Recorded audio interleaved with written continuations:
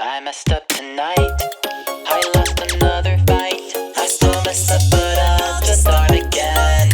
I keep falling down. I keep on hitting the ground. I always get enough to see what's next. Birds don't just fly, they fall down and get up. Nobody learns without getting it wrong. I won't give up, no I won't give in till I reach the end and then I'll start again. No, I won't leave, I wanna try everything. I wanna try even though I could fail. Hello, everybody, and welcome to Zootopia Minute, the minute-by-minute podcast where we review and analyze everybody's favorite hit film of 2016, Zootopia, 1 minute at a time. And we're very happy to be here live once again at Everfree Northwest. Thank you guys so much for coming. We've got a lot of fun things to talk about today. First, some introductions. My name is Simul. I'm one of the hosts of the Zootopia Minute podcast, as well as the vice chair here at Everfree Northwest. And I'm joined by my co-host on the far end, Choco. I'm a vendor here at Everfree Northwest at tables 25 and 26. I'm a professional con critic, so there you go. Yes, indeed. And we're joined once again for the however many time, 3, 4, something like that. Like the 4th or 5th time. Something like that. Our very special guests. Hi guys, I'm ACRacebest! And yeah, I've been on here once or twice, like you said. Yeah. So. Just like you've seen the movie once or twice. Yeah, we could say that. Something like that, right? Mm-hmm. That's it. They've Awesome. seen it 69 times. There you go. At this point, probably. All right, so what we've all just seen on the screen up here is 1 minute of the movie Zootopia. It is the 69th minute of the movie, and that's what we're going to be talking about. For those of you who aren't familiar with our format, we are a podcast where we watch all of the movies Zootopia, but just 1 minute at a time. And then we talk about it for around a half an hour or so. And it's a lot of fun. We get to analyze all sorts of really cool things, take a nice look into there. So this was minute 69 of the film Zootopia. If you're following along on your Blu-ray copy at home, that's going to be from timestamp 10900 to 10959. There you go. And this minute begins right as Clawhauser has said, Officer Hobbs has just found all the missing mammals, to which Chief Bogo, that wonderful, he's a water buffalo, right? I think so? Yeah. Looks very surprised. We get this nice little effect from that Gazelle app there. And then we cut to who else but Mayor Lionheart under arrest, because we'd seen in the previous minute that, oh no, Mayor Lionheart has been kidnapping all of the missing animals. By the way, who has actually seen Zootopia here? Good. That's what I like to see. Who hasn't? Even better. Even better. Let the record show that no hands went up just then. If someone's back there with his hands tied behind his seat, like, come on! Yes. So, give me one moment. I have the transcript just up here. Yes, so, Judy then proceeds to be escorting Mayor Lionheart away. Mayor Lionheart, you have the right to remain silent. Anything you say. Lionheart interrupts. You don't understand. I was trying to protect the city. And, by the way, Mayor Lionheart's voice. Let's just think about that for a moment. What's that actor's name again? You always remember that better than I do. J.K. Simmons. J.K. Simmons, who those of you who know might be familiar with him in Portal 2. He was also Cave Johnson in there, which is why we have that nice familiar voice. Yeah. You don't understand. I was trying to protect the city. You were just trying to protect your job. No, listen, we still don't know why this is happening. It could destroy Zootopia. You have the right to remain silent. Judy continues reading the Miranda rights. Meanwhile, Nick is kind of in the background, sporting his nice junior officer sticker that he got from Judy. Very nice. Yes, indeed. Chief Bogo then goes on to begin introducing this press conference that's going to happen. And Judy is very nervous about this. What is the line that it ends on, specifically? Judy says you should be up here with me. That's right. So Nick says, press conference 101, you want to look smart, answer the questions with your own question, then answer that question like this. Excuse me, Officer Hobbs, so what can you tell us about the case? Well, this was a tough case. Yes, it was. You see? You should be up there with me, and that's the last line. So a lot of interesting dialogue in this minute. Would either of you like to start us off with some initial thoughts? Yes, again. What's your impressions of this minute? Since you've seen this movie so many times. Well, I think everybody can appreciate the 69th minute of this movie. I think that's what nice minute. It's fantastic. This is a huge turning point in the movie because it's really the point where Judy becomes a legitimate cop in the eyes of Bogo, where you see his expression change. That moment of like, she did what? With all the missing maps, I'm impressed. Yeah, and so for that, like that's really kind of up to that point we've been seeing Bogo giving her a hard time with everything she's trying to do, and so I feel like that's of course a huge defining moment of this minute is that oh my gosh she just pulled it off. So. Yeah, and we can kind of see where like he starts treating her, even in this, where they, getting ready to do the news conference and whatnot. Not quite there, but getting ready for it. So it's at the moment kind of a feel good moment. You go, hey, she did it. So that's cool. Now, when we think about it, in almost every other movie, this would be the climax, like the finale of the movie. This is where the movie's just about to end, but. As we know, there's still a few more minutes of Zootopia left to finish. So it's at an interesting point where you think this would wrap up the movie, but it's like, it seems like there's still more on my DVD. What's up with this? That's true. Although, for anyone who likes to analyze things based on archetypes, who's familiar with the hero's journey archetype in storytelling, that's a big one, right? There's oftentimes a moment in stories like this where there's a seizing of the sword, right? At the end where it seems like, hey, we're victorious, but then there's another downfall which comes. So perhaps we're at that moment in this film. I hope not. She did such a good job. Yeah. We'll see. Roll credits. Yeah, very cool. Well, let's scroll back through that a bit and take a look at some of these other scenes we got up here. Look at Clawhauser. I love him so much. I love what they do with right here with the app, the way it kind of answers that question. Yeah. So, as I was saying, that's a very Alan Moore archetype. If you ever read Alan Moore comics, normally he'll have dialogue off-screen or from a different source accompanying what's happening, and that's a very Alan Moore thing to do, especially with the Gazelle app. And I think that actually it's funny. Last time we were doing this panel at Everfree, we talked about, wait, is the Gazelle app real? Because I would love to see an app that looked like that. And I guess it doesn't exist. And that's a shame. Disney really should be on this more with their marketing department. I want to remember, though, because we did talk about this last year. Was there an app? No, there wasn't. There was fake, like, fan-made apps. You dropped the ball, no Disney. one. I know, exactly. Is Jib Jab not on this at least? Like, come on. Does it even exist anymore? I don't know. That's a throwback. It is. Wow. I only know. Elf yourself. Yeah, it's like only their year in review now videos are the way I watch. But I don't think I've seen their year in review videos since I don't know. in the last 5 years. So In 2007. Sorry. So looking at Bogo there, very surprised because again, Bogo this whole movie has been very hard on Judy, right? Judy's the new recruit. She's the underdog coming in here, and Bogo's been very hard on her, given that, like, hey, you think you're bright-eyed and bushy-tailed, literally coming in here thinking you're going to be a great couple. Well, guess what? You got to follow by the rules. You got to be put through the gauntlet, right? At first, she's only assigned to be a meter maid. Just get at the parking meters, right? So Bogo has been doubting her this whole time, and I like the way you put it, that it is a turning point. In more ways than one. It's a big overarching plot turning point, and it's a turning point in perhaps just his relationship with Judy, which in like the next few minutes you get to see a little bit more of that as well. Right.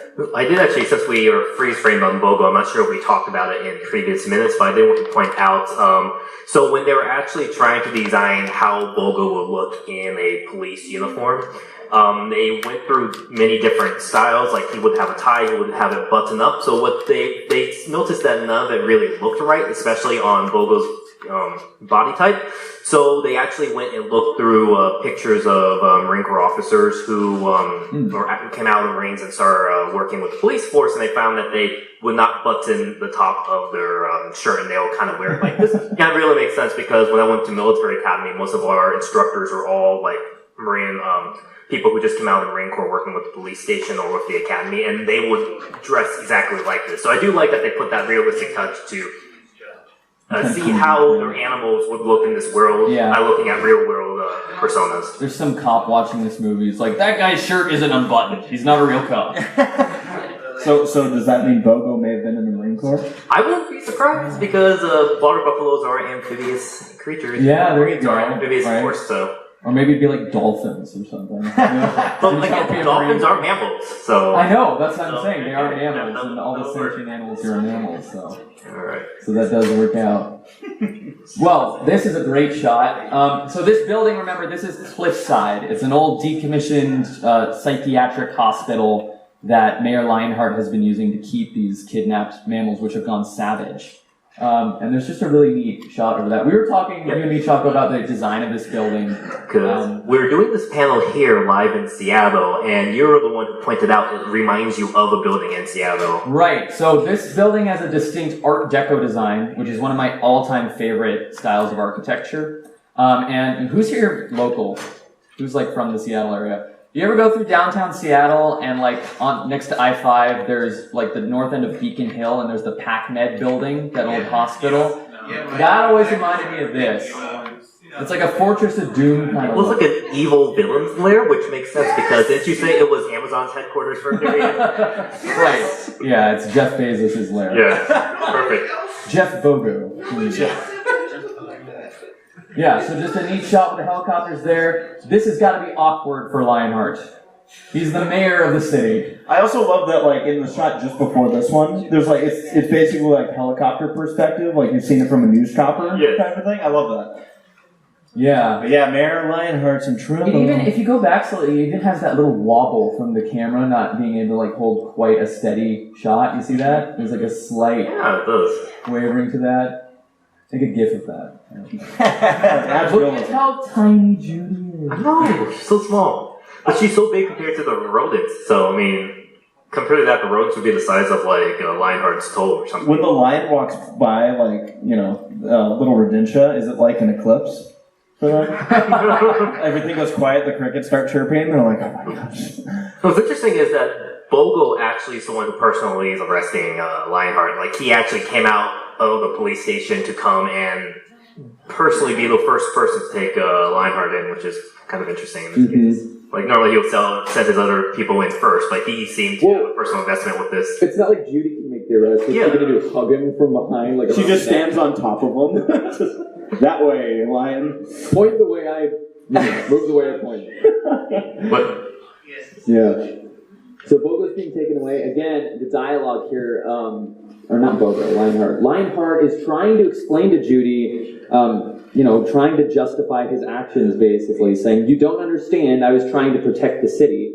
We still don't know why this is happening. It could destroy Zootopia. So what has been happening is these animals going savage, right? Or when they say savage, they mean there's animals that have kind of gone crazy and tried to attack other people, other animals. okay, slightly off topic but related. Who here seen Detective Pikachu? Wasn't the plot of Detective Pikachu almost like Zootopia for a period? Yeah. So I'm not. This isn't spoilery, but there is a city shot at the beginning of the movie where he walks into like Pikachu City, Pikachu City, Pokemon, whatever, and it literally looks like it's as Judy's walking into Zootopia. Like both movie star protagonists who come from a small town go into a big city through a railroad's like subway type car, and they both.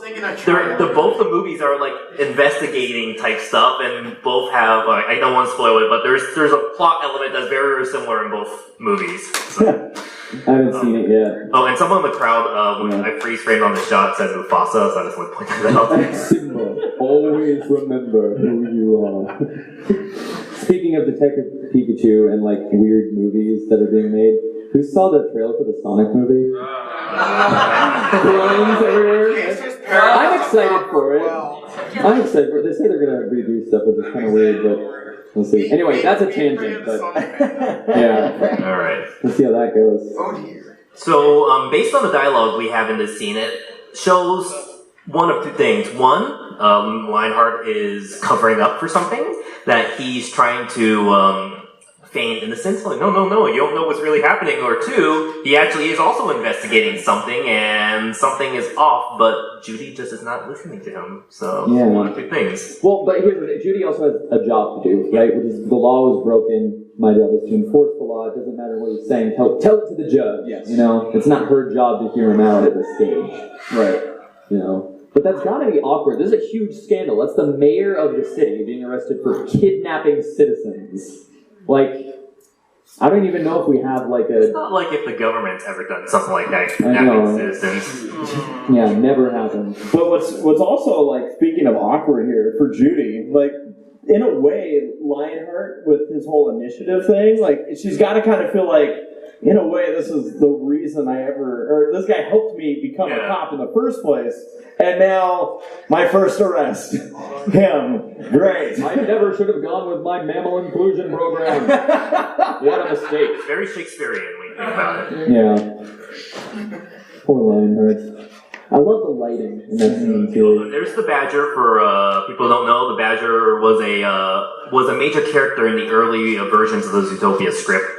And she's been reduced to such a minor role in this movie, but they still use the same character model for her. But you can see she's getting arrested too. And this is my favorite scene. This is amazing. Not just because Nick Wilde is my husband. No, he's a good-looking fox, but this is Kind of foxy looking, right here. There we go. So, I have run cons, I have trained people how to run conventions, and I've seen and staffed conventions. Whenever I give someone who's never been in a position of power before a staff badge, and then they walk around, that's the first thing you do. I'm staff now, let me in this area. Nope, I'm vendor hall, staff, there we go, I'm security staff. I just thought this was exactly like that situation. Please do not manufacture fake badges for Everfree. Don't do that. What about junior staff badges? Yes, junior staff. We should have that. Oh, We should have that. Write that down. We should have junior that. staff badges. That'd be great for the kids. That's not a bad idea. But I actually like how police-like he looks, actually, in this scene right here. And for somehow he got glasses again, so... Right? Yeah, where's those? Yeah, that's when I did a Nick cosplay at one stage, and I did it with the sunglasses. For some reason, it just felt like it looked better with the sunglasses. I don't know. Even though he's not wearing it for most of the movie, this is one stage when he is wearing them. Yeah. Oh, also, I wanted to point this out. There's a pun that we probably wouldn't have noticed, except for the fact that I had the transcript for the movie in front of me. The like stage direction on here says that other officers look suspiciously at Nick, who is wearing shades, holding a Snarlbucks cup. Oh no, they left the coffee cup in the shot. What are we gonna do? Probably the only movie to make, or only media to make that mistake in the last couple of years, right? Okay, here's another interesting thing. So he's not really pulling his shirt up that much, but you could see kind of his side fur right here. Ooh. Yeah. Furries take notice. So if you're a furry, you shouldn't even be here. You guys should be in Reno right now. I'm just saying. You want us to leave right now? Is that just like where they all live? Biggest little fur con's happening right now as we speak. And if you're otaku, you'll probably be in Chicago now for Race then. Too many cons, too many. Right. I wonder where he got the coffee. Well, I guess if this is Zootopia Seattle, because like, there'll be coffee everywhere. There's probably a coffee shop in the building, maybe. Yeah. Probably. All the time. You just grab it. They have every There's other like human thing. They're gonna have coffee. There's a working Snarlbucks in this like hospital where like Lionheart's like, I need my coffee. Okay, I love this next scene outside of the police headquarters here because look at all the news vans of different scales. Like We have the giraffe one here. And I like the giraffe great. for the 11. If you're a giraffe, take the corners very slowly, please, because that thing will topple over. Yeah, especially, like, I feel bad for these little poor rodent cars because, like, a lot of these taller, like, how could you see a rodent car from this angle right there? Like, look at where the giraffes would be looking at. Look how small this one is. this is only like the 50th time we've brought this Yeah. up. But how could you have a road where you have giant vehicles like that giraffe van and like the little gerbil one driving on the same road? How is that not a hazard? Park Like, sensors. what did they say? Park sensors. Park sensor? Yeah. You know, like the backup. Yeah, the little. That's exactly They've it. already answered it. They have a special lane. Yeah, I thought they had. When Judy's rolling up on it. How do you merge? How are you supposed to? Pull into the drain, sewer, the freeway. I like the Winnebago van. Yeah. so we have a sheep right here. We have a little beaver running right here, and we have a little looks like gerbils right here. So we have a little nice collection of animals. And again, after watching Detective Pikachu, thought out the same thing because Detective Pikachu, the town was all these different Pokemon, different shapes and sizes were integrating with each other and doing different things. So just seeing, watching Zootopia again after watching Detective Pikachu, I'm just thinking, did Detective Pikachu steal from Zootopia? Do you think the news is like stratified and that like only the rodents watch the rodent news and like only the... Well, in retrospect, I'm thinking, why isn't there a Fox News? Is it bad that took me a second? I'm like, The thing is, that's probably too obvious, and like it's also a real thing. Yeah, so they're gonna put it in there. and Disney hasn't been by Fox at that point. Now they did it, so they could probably have Fox News. That happened. Well, no, Disney explicitly didn't buy it. Well, they bought 20th Century Fox, but they couldn't buy Fox News or ESPN, or not ESPN, or Fox Sports. or the local stations because Disney already owns ESPN. Yeah. Would make them a monopoly because they bought Fox Sports, and they also own ABC. So if they bought Fox News, then they would have a monopoly on the cable networks. There's a law that says the major cable networks or the major broadcast channels cannot merge. Yeah. So it's an anti-monopoly. Yeah, thing, ABC, basically. NBC, Fox, and I forgot the other one, but those four can never merge. they're fusing. I, for one, welcome our Disney overlords. Let's keep going. So so if you guys didn't know, I had it was my birthday last weekend. Happy birthday! And I went to thank you. I went to Disney World for my birthday, and one of the places we went to Disney World, we went to Animal Kingdom, and we went to Epcot. Specifically in Epcot, in the Land and Garden building, where they have the Soarin' ride and the Living with the Land ride. Inside the building kind of reminds me of this situation we're looking at, where there's like little balcony areas that are really wide open spaces, and they're decorated with a lot of greenery. So I wouldn't be surprised if the Imagineers, when creating the scene, actually looked at some of the Epcot architecture to throw in here, just like how the Zootopia scenes on the outside kind of looks like they pulled from a lot of the Animal Kingdom architecture. Now, this isn't a Pixar film. However, I just want to make a comment here about like just thinking about how far 3D digital animation has come. They're making a new Toy Story right now. Pixar is, and like I've seen pictures on the internet where they've compared like here's the first Toy Story, 1995, right? Something like that. Yep. And now we're here. It is the current year right now. It is 2019. And we've made it, guys. Yeah. We've made it. Animation is crazy, though. I mean, do you see this? Look at the lighting. Look at all the different unique textures. And, like, this isn't the best screen up here, right? But, like, you can watch this in HD, and it's insane. Also, it looks like a satanic lodge. That's what I was thinking of. I was honestly like, wait a minute. And the center kind of looks like the Death Star logo or something. I don't know. There's like a laser. It's like an evil building right here. It's a pentagram. There you go. If it's pentagram, if it's a star, it's completely fine. But if it's upside down, that's. Well, from this perspective, it's hard to see. Yeah. I also like that this little balcony area has like this little private hangout spot. So if like two officers want to make out, they could just go here. Oh, great. Are there any officers we're thinking of in particular? But then there are seats under here, so they could be watching. You can crouch down. Why are we analyzing like makeout strategies in this station? This is important.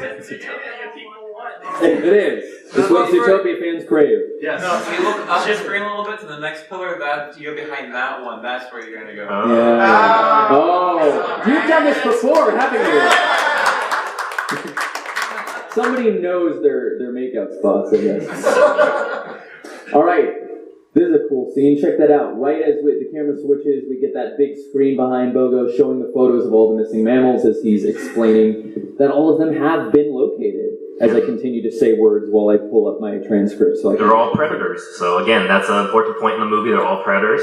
And I do like that we have a Canadian right here. Welcome. And we have like they can choose Where are right Canadians here. at? Look at that. Our favorite fox and bunny are right here. Oh. Yeah, look at that. Well, Bogo continues, ladies and gentle mammals. I like that. It's like 14 mammals went missing, and all 14 have been found by our newest recruit, who will speak to you in a moment. And then Judy is nervous. But yeah, let's take a look at the scene. There's a nice mic boom right there.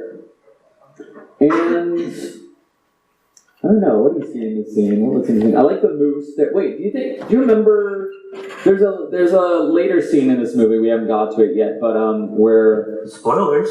well, no, people have seen it, right? There's a newscaster, and depending on your geographic location, like where the movie was released, they actually made it a different animal. And for Canada, it was a moose. For America as well, isn't it? Was it? Yeah. In North America. North America was a moose. I think Asia was a panda. And no, so it was a raccoon dog for Japan. China had the panda. Some other country had a jaguar, I think, and they kept on saying in all the trivia that the UK had a corgi, but no one can find a screen cap shot. Also, corgi's domesticated animals, so why would yeah, because that was in all the trivia. It was a corgi, but no one could find a clip of it. So I think it was just a fake trivia piece that's been passed around. I was gonna say, like, does nobody have contact with anyone in the UK right now? But it was also called Zootropolis in the UK, so it was that was a copyright thing. Yeah. Isn't it in Norway? There's like a park. Yep. Yeah, Zoo, I think. Yeah, in Norway, I think it's Norway, there's an actual zoo that's called Zootopia, and so for that release in Europe, they couldn't use that name, and they had to go with Zootropolis, which still works, but like Zootopia, Utopia, doesn't have that same kind of vibe, you know? Alright, so we have right here, I do like that, so I'm a coat of arms and press person myself, I like seeing good coat of arms. I do like that the press box actually has this the Zootopia Police logo. Very, very nice. And I do like right here we have a wall with 12 photos, obviously the employees of the month. All dressed in their uniforms. Also, I'd like to point out, we've already gone into the different sizes of vehicles and whatnot, but I love how the microphones. Yes. So you got like these little tiny microphones. I feel like you get widely variant like audio quality from that. Like the tiny ones are going to be really tinny So, did they sounding. make a new podium for every police chief? Or? Right, they resize the podium each time. They just have a stool. This is one of our biggest topics that keeps coming up in this podcast. It's just like, how do you design a city where you have animals of many different shapes and sizes, and like, what can you do to, like in the previous few minutes, Nick and Judy are locked in a cell in that psychiatric hospital in Cliffside, and they escape through the toilet, which is not something you could do in the real world generally because we don't make toilets that large. But you know, it's like you got to put the right sized animal in that cell with a giant toilet. It's like I don't know if I want to hang over a lake to like use the restroom. Like that seems a little bit odd to me. Look at Nick's eyes. Yeah, no. I like As you call them, bedroom eyes. How are those not bedroom eyes though? or his eye. There you go. But he might be in Animal Seattle, so who knows. Look at Judy too. She's so cute. With her bedroom eyes. No, I'm kidding. Alright. Judy's ears are very expressive. Look at those eyebrows too. She does look very. Look at that. See that change?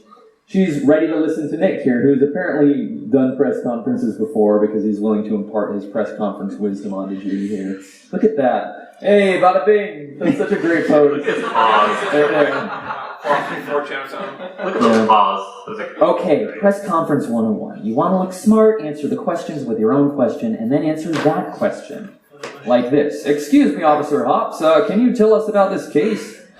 Well, was this a tough case? Yes, it was, you see. Which is the line there. Let's look at Judy's like changing expression as this continues. Nick's just being Nick, right? I love Nick's personality so much. Gosh, all this rapid motion here. That's very great. And then we have our final line, which is, you should be up there with me. I like that a lot, because over the past few minutes of the film, we've seen some development between Nick and Judy and their own relationship. And that, again, the whole reason Nick is even here is he got blackmailed by Judy, essentially, to help her catch these or find these missing mammals, because she has a recording of him with concerns about his tax evasion fraud here. So Nick was strung along from the beginning, but we've had a few moments over the course of the film now where it's become less of he's going along because he feels like he has to, he's being blackmailed, he's being forced to, and now it's getting more towards like there's an actual friendship happening here. And we've seen some tender moments when Nick and Judy were riding in the sky gondola in the Rainforest District, and Nick shares that story about his past and how he was trying to get into what was the name of the Cub Scout-esque organization? The Junior Rangers. Yeah, they were trying to get into that, and all the other animals were bullying him for being a predator, basically. It seems it really felt like that moment that Nick had when he stuck up for Judy, when Bogo was there basically ready to take her badge away. That I felt like at that point he was like, okay, I'm in this till the finish. Like we're gonna see this one out, and then here's the finish line. And it's cool because again, like at this point in the movie, you don't know, like you guys mentioned, like you still know that there's enough movies. So you're like, okay, what's gonna happen? And easily it could have gone in a direction where, oh, Judy takes all the credit or something. But right here, you immediately get that point where she goes, no, we did this together. Yeah. So it does mean a lot to her that he was part of it too. Yeah, for sure. Lots of changes happening over the course of this. But that is kind of where the minute ends. So I guess we can talk just a little bit more about what we do on the show, the podcast in general, the movie in general, some of our great experiences. Something I forgot to mention at the beginning, thank you for being a guest again. Yeah. And congratulations on your wedding. Yeah, got married. My wife is sitting there in the crowd right there. Cool, yeah. Yeah. She probably regrets it, but it's okay. Also, I love the promo that you filmed for Everfree. Oh yeah, that like very paranormal activity kind of look in the camera there. Yeah, it's just a video that I set down, and it's like in night vision and all that, and she's trying to sleep, and I'm like, no, we got to talk about Everfree. Hey, Everfree. I don't know if you noticed, by the way, speaking of our wedding, we had a Zootopia cake topper. Did you really? Yes, we did. Oh my gosh. She actually let me do that, guys. Isn't that pretty cool? So was that That's a keeper. Yeah. Yeah, it was, and it says Mr. and Mrs. on it. Yeah, it was cool. I was like, sweet. How much other Zootopia themes did you insert into the That was, I think, was that all you lit? Now, her sister, let's talk about your sister's speech, though, at the wedding. So there was a minor mic issue, so she lost some of her speech, unfortunately, but she was going to reference or quote Zootopia in her speech. And what was the line, Sarah? It was one of the lines that Nick tells Judy, like how she's like just a little hick coming from a farm to the big city. Yeah. And stuff like that. So somehow that was going to fit in romantically, I guess. But yeah, so there was going to be a Zootopia quote there that got fit in as well. But it's awesome. I didn't even know they made Zootopia cake toppers, or was it custom ordered? Funny enough, I think my mom was the one who found it. She's like, "Oh, is this what you put on your cake?" And I'm like, and of course Sarah was like, "Great." Don't show him that. Yeah, but I forget where we got it from. But yeah, they were. It wasn't custom made, but it was like one of those like Etsy type places. Right, of course. Yeah, that makes sense. Yeah, but they're out there. That's crazy. Yeah, well, congrats again. Thank you. That's super cool. Yeah. So where's the honeymoon? Disney World. Tell us about that. How was it for you? It was awesome. Actually, we went there. I'm trying to remember what it's called, but it was the parade they had that Judy and Nick were part of. Yeah, the Move It Shake It parade. Yeah, we happened to be at the park when we set the schedule. We didn't realize this, but we saw the last one that they did. Because I saw this Zootopia at all. Yeah, because they said they ended it. That's why I went to try to see it again before it was over as well. And then they have it back. It's called Move It, Shake It with Musketeers or something like that. That's the exact same parade, but they retitled it with something different. I think a lot of people were like, "No, you can't get rid of this." And honestly, actually, what tipped me off to like, I think this is the last one. Is I saw a lot of people decked out in Zootopia stuff, literally bawling their eyes out. Because that's the only place where you could really see Nick and Judy on the East Coast of the park. Yeah, we talked about this before. There's like way less Zootopia merch at Disney than you'd expect there to be. Mm-hmm. Like for the West Coast, there's the meet and greet in California Adventure, and actually one of my friends who's a furry who's at the BLFC used to be there. Yeah. Wow. Not a furry. Actually, it's strange because so every time I see one of the Nicks at the parks, I give them like one of my pin designs. I do a lot of Zootopia themed pins. I gave them one of my Nick pins. And then at BLFC last year, ironically enough, BLFC is happening this weekend. It was last year was my birthday at BLFC. A guy just randomly walked up to my booth like, oh, I recognize this art. He's like, did you happen to say hi to Nick at Disney? And I was like, yes. He's like, well, I'm friends with Nick Wilde, because you can't say you play this character, you say I'm friends with this character. He's like, I'm friends with Nick Wilde. It's like, really? And I just went and gave this guy a hug, because it's like, he made like my day. He was so awesome, because he was actually supposed to, all the other cast members were saying, okay, your time is up, you need to go now. So they're like, pursuing him. It's only been 20 minutes. But then he saw me. I was wearing my Nick. I was doing a simple Nick cosplay. He saw me. He just stopped there and was like, no, you come up here. And he like waved motion to me, like gave me a big hug, and we posed for pictures and stuff. It was great. He definitely made my day. And then at the Move the Shaker Parade, another similar thing. I went to one of the last ones before they closed up, and the Nick got off of the float, came up to me, danced, posed for pictures. I gave him a pin and my Zootopia lanyard, and he liked it so much because one of the other cast members was like, "Want me to hold that for you?" And he was like, "It's mine." so these characters are so great at the parks. Yeah, they really are. If you haven't had an opportunity to meet them, like for me, Disneyland is our constant go-to. And they're in California Adventure. And if you have the opportunity, even if you're not going to meet them, just to watch them interact with everybody, like it's so much fun to watch. I could literally sit there every time they come out, but Sarah's like, okay. I really want all the foxes to get together, because they did for Easter. They had all the rabbits get together and bunnies, and they had Judy with Hopper and all the other ones. But then it's like there's enough foxes. Yeah. Like you have Honest John and Brer Fox, Nick, Robin Hood. They really should get all these foxes together. Yeah. I've never been to Disney World. We'll do it as our finale episode. Your movie sucks. All three of us will go together. Perfect. There you guys go. Yeah. So I know that the news came out since the last time I saw you guys on the podcast. Oh, yes. Who's saving up their money to fly to China? Oh, yeah. Did you guys hear about this? Yes. So have you guys not heard about We were just talking about how there's barely any Zootopia presence in the Disney parks, but for some reason, China gets to have a Zootopia land in Shanghai. They are literally making a land for Zootopia. Now, this is a good thing. Like, for me, I'm like, great. China.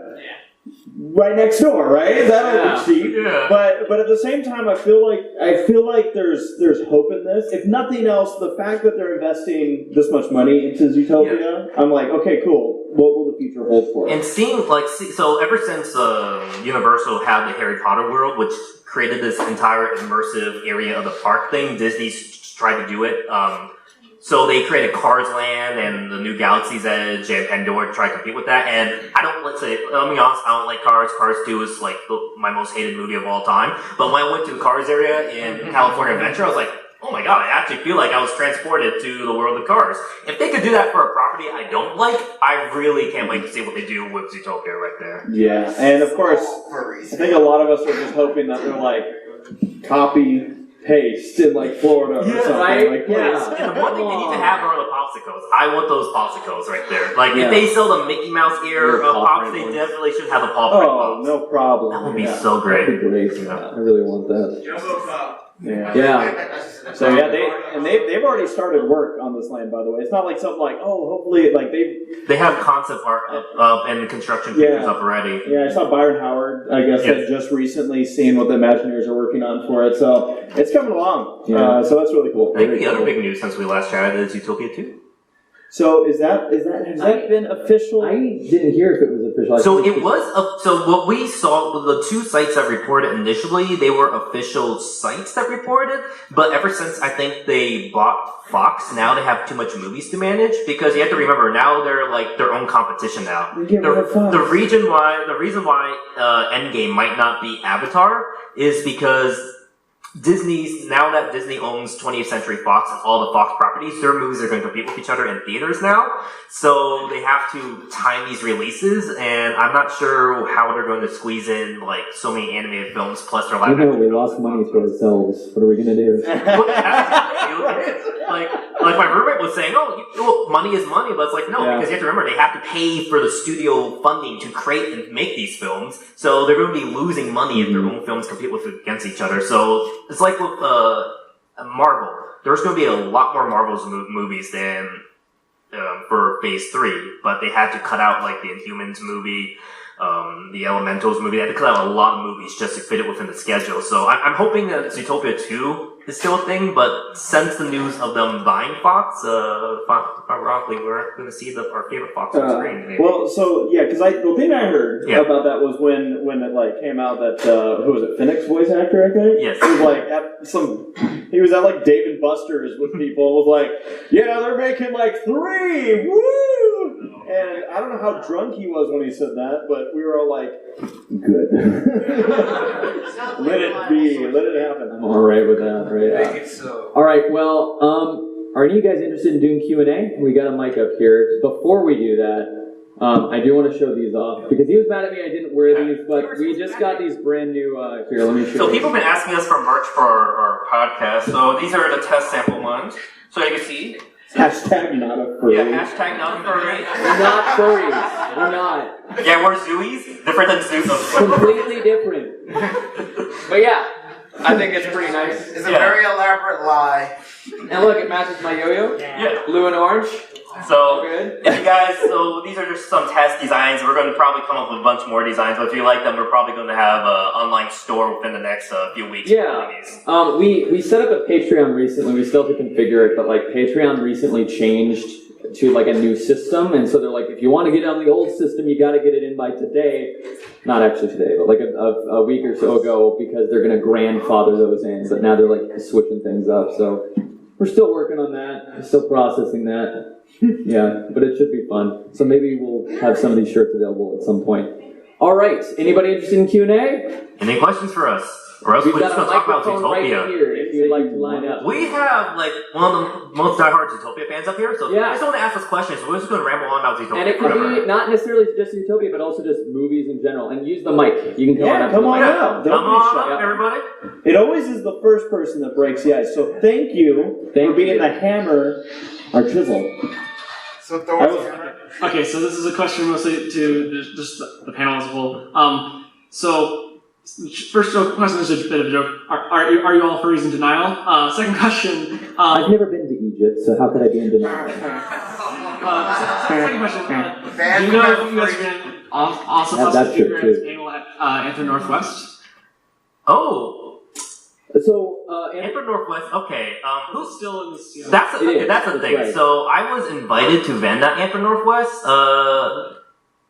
Okay, I'm not going to get into a long story because I'm invited back again. But the concert was very, very nice and inviting me to be a vendor at Everfree Northwest. And I'll be doing panels. I did pitch the panel. I do hope we could get a spot to do it at Everfree Northwest. If not, we're probably, since Simul lives here, we're probably going to do a rogue podcast somewhere on the scene of the crime. On your question if I'm a furry or not, I don't know, because if the definition of furry is someone's really diehard into it, then I don't think I'm into it, but I've been vending at a lot of furry cons. So I've been doing AnthroCon, Furry Fiesta. I would do BLFC if it wasn't this weekend, so I do vend at furry cons, but I'm not sure I'm as ingratiated with the fandom as I would like to be. But I wouldn't mind being one. but it's also like, you know, that's a really nebulous term. Kind of like a lot of people say, like, what really defines a brony, even, you know? And there's like all this kind of gray area. To me, it's a self-identification thing, where like it really should be up to. You don't want to call someone something they don't want to be called, or not call them something they do want to be called, that kind of thing. So it's, to me, I feel like it's up to you whether you're a furry or not. It's just a fun joke we like saying, not hashtag not furry for our podcast. It's not like we have anything against furries. We just think it's funny. And half the guests we invited are furries. Like Adam from Your Movie Sucks is a furry. So we have a lot of other furry guests that we want to invite. In fact, a lot of the people we met at FurryCons actually worked on the Zootopia movie, and we're hoping to invite them on the show later as well for their respective minutes. So yes, there are people who work on Zootopia are also furries. Surprise, surprise. Go figure.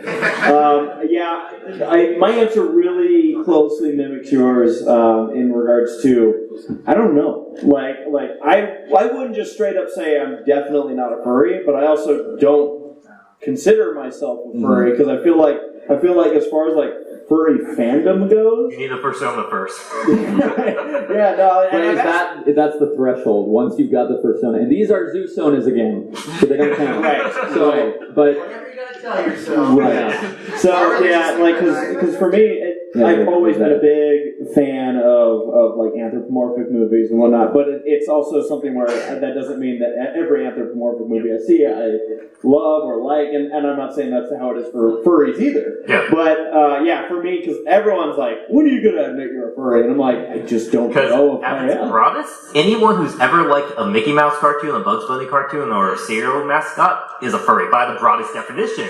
But then by the tightest definition, yeah, it's what you identify. I think Toucan Sam, that's a furry.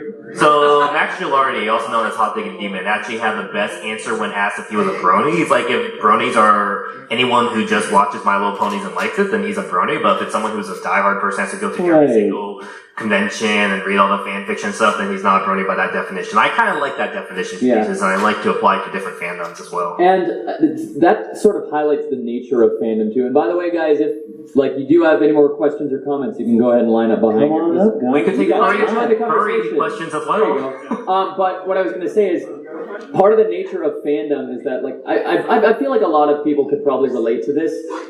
You start watching My Little Pony, you get into it, you're a big fan of the show, and then over time, that fandom sort of transitions, like, you're still into the show, but it also becomes fandom of the fandom itself, right? Where, like, I'm as big a fan of all you guys and this whole environment, the fact that we have a con like this, as I am of My Little Pony itself, right? I'm surprised it's sort of a feedback people in the fandom, they say they stopped watching the show years ago, but they're still keeping up with all the artists, musicians, and YouTube shows. I mean, like, by the way, there's a Bronies React panel coming up right after this. Right after this at 6 o'clock. But I was going to say, what's funny about that is that I get comments all the time where people still watch the Bronies Reacts and they're like, what season are they on? I don't know, but hey, we're still watching these, so it's cool to see people still at least keep in touch with the fandom and whatnot. Yeah, I'm gonna just ask the audience: am I a furry, guys? You tell me right now. Yes. In the broadest definition, yes. Yes. In the broadest definition. Yes. And by the way, like Scooby-Doo, yes. When we it's say a sliding scale right here. we tease a lot on the show. We talk about furries, but I love furries. Yeah, I don't call myself a furry, but and I make jokes about furries, but they're loving jokes because I think there's a lot in common between the brony thing. Yeah, so I'm probably a furry. He's half and he's not a furry, so it's a sliding scale right here. Yeah. The spectrum. There we go. All right, thank you. Thanks a lot. So ACRacebest is the bridge between fandoms. Yeah. It's a tug of war. Avatar. All right, come on up. Okay. If there was to be a Zootopia 2, is there anything you would like to see in the sequel, like a sort of story idea or a character progression or like a new character to be introduced? Lots of kissing. Yes. Just literally an hour and a half of that. I have a website you can go to for that. Oh no. Is it the it's the makeout expert, or was that someone else? I don't know. So I have said this many times, because if Disney does do a sequel to Zootopia, I would actually like it not to take place in this current world. I did like that they had two previous versions of the script. They had that dystopian feature type story, and they also had the spy movie that they had as the early scripts for Zootopia. So if you guys don't know Osamu Tezuka, he's the guy who created Astro Boy and a bunch of different manga characters everyone knows. He would reuse characters from one comic or anime and repurpose them in other ones in completely different stories, but using the exact same characters as if they were actors. And I would kind of love to see a second Zootopia movie reuse all these characters but playing different roles as if they were actors. Alternate universe. Yeah, so that would be my ideal one, because it seems like every single sequel Disney does now, it's the two friends from the previous movie are now buddy hand in hand. All of a sudden something causes them to artificially split apart and they have to come back together. That was Wreck-It Ralph 2, that was Cars 3, that was every single Disney sequel you've seen is almost exactly like that. I don't like that formula. I would lose my mind if they did that, Choco. You're right. Yeah, I was watching Wreck-It Ralph 2 and I was like, I've seen this plot so many times, I've never seen it before. Every single Disney sequel beforehand. Here's what I want in a sequel. I'd love to see this. Is there were going on to the kind of previous iterations, they had, Jack. And so this male bunny who was like a spy. I'd actually love to see, for whatever reason they end up doing this, you get Judy and Nick to have to like do some kind of spy mission. But that's just Cars 2. That's the one I don't like. But I wasn't as jazzed about seeing Lightning McQueen in a dress, but imagine seeing Judy and Nick and Nick, yeah, like both of James them. Bond style. Ooh, that'll be great because That'd be cool. Idris Elba, who voices Bogo, is the guy who's rumored to be the next James Bond. So. Oh, really? So yeah, that would be for me. I'd love to see them incorporate Jack and it's. I don't even know. Is Sky? Yeah. Was she a character that they came up with, or was that more of a fan? I thought that was a fan one. Was it? Which Yeah. one? The female fox that Jack seems to team up with a lot in fandom. I don't think it's like an official thing, but I don't know. Oh, too bad. All right. So we've only got about 7 minutes left. This always happens, unfortunately. So let's keep the questions coming, but let's keep them quick. Thank you. Just because there's a good line. Yeah. Thank you. I see you have a fur head, Yes. so we have furries in our mix. Hi, so as you can obviously tell, I am a furry. And I was just wondering, what are your thoughts on Zootopia fursuits? Like, people make actual fursuits of Judy. Like, what are your thoughts on that? I don't know if I've seen any like fan-made ones. Like obviously there's the Disney one. Yeah, so at a lot of the furry cons, so there's a famous writer in the furry fandom, and he does like one of the better looking Nick Wilde suits. He's normally in the police officer Nick Wilde and the casual Nick Wilde, and the other one I think it's a friend of Mary Mouse, the artist who does the badges, also has a Zootopia suit. So I have seen at least. So I was at Midwest Fur Fest last year, and I actually tried to take a picture of every single Nick Wilde I could see, and I did see two good-looking ones, one confident-looking one, which is it looked like it was just a repurposed fox suit with just the Nick Wilde outfit, and then. I call it the fat drunk Nick. It was a really fat drunk My favorite. Nick. It was a sloppy Nick. It was a Nick with a big head and a giant belly, and he couldn't even button up his shirt. And the guy was drinking around the convention, so I call it the fat drunk Nick. Great. But none of them looked as good as the ones from the parks. And I kind of talked to my friend who did play Nick at Disneyland, and he basically said that would make sense because fursuits in the furry fandom are made to be worn like almost all day, so they have to be easy to see around, easy to move around. While the fursuits in the Disney parks, they're made to be worn for photo ops for like 20 minutes at a time, and they can't see, so they always have handlers bring them in on and off set, and they aren't like for furry suits, they normally have like built-in fans or packs for ice to keep themselves cool. The official suits don't have that. They're made just for look, so it makes sense that the Disney park ones look nicer than fan-made ones. But I have seen them, and the fan-made ones I have seen, I really do like. Yep. Real quick, I'll just say I may not be looking for a fursuit myself, but I love fursuiters. I love same. I love that you guys put in that effort, and I feel like it adds an element. Like at conventions, I love it. So For all of you. Especially with kids. Yeah, like it's so nice. Yeah, like the Skulu suitor that's around the con today. Yeah. It's so great. Really cool. Yeah. I don't have any favorites. I haven't like Googled Zootopia fursuit, though I want to, so I want to do that. Wait, what animal are you? This is my character, Ulfric. He's inspired by Ulfric Stormcloak from Skyrim. Nice. And he is a polar bear. Awesome. Very cool. I actually have 5 suits. Oh, wow. I've made 3 of them. This was made by my friends, and the 5th one is actually a costume mask that I repurposed into a bowl. Very cool. Nice. All right, thanks for sharing. Yeah, thank you. Question. All right, it's going to be a lightning round. We're going to try to keep the questions quick and the answers quick if we can. Yes. Would you ever want a Disney crossover? A Disney crossover? It's between 2 different Disney shows. Zootopia and Cars. Oh my god.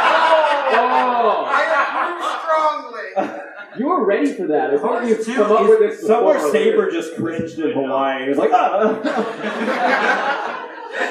Oh man, No. Choco, what do you think? No, Cars 2 is my most hated movie of all time, and I don't like the forklift ban in Cars 3. That's the only thing I can remember from Cars 3, and I hate it. So no go. He's more focused on my answer than his own. Well, there's already the crossovers, right? With like, you can technically argue all the Pixar movies are in the same universe because the Pizza Planet truck is in that Well, one. there technically has been a Wreck-It Ralph 2. Nick Wilde appeared in Wreck-It Ralph 2. That's right. I never saw that, but I did. And Judy. And Judy, Yeah. yes. Yep. And Judy. Cool. Alright, thank you. Thank you. Hello. Hey. I don't like cars, that's it. No, I'm just kidding. Thank you. How do you get around, man? Well, mine doesn't talk usually. No, it doesn't. It's okay. Fair enough. Yeah, my question was, of all the characters in the Zootopia universe, which ones do you connect the most to and why? So the thing is, like, anytime you have protagonist characters, protagonist characters, they're designed to be relatable, right? So something I've noticed is, you ask people who their favorite pony is, like of the main 6, you get all kinds of different answers across the board.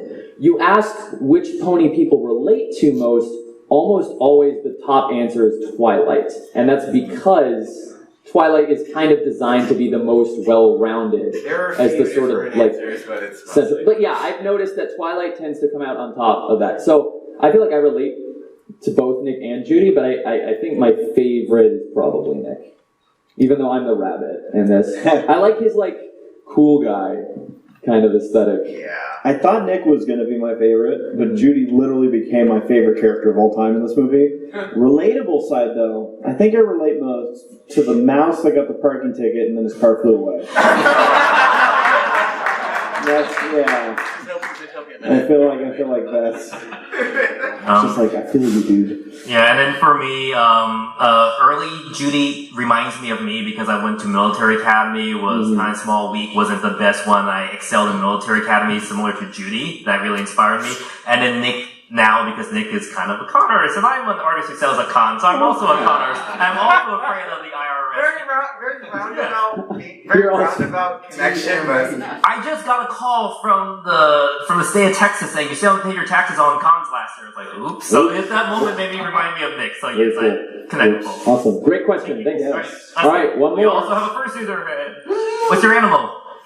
He is a werewolf hybrid. Cool. His name is Indy. He loves storm chasing. And It's on your shirt too. That's awesome. Turn around and show people that. That's great. That's one thing I like. Hey, we named the dog Indy. That's one thing I think was creative with a lot of the fursuiters or furries. If they can't choose an animal, they'll do a creative hybrid.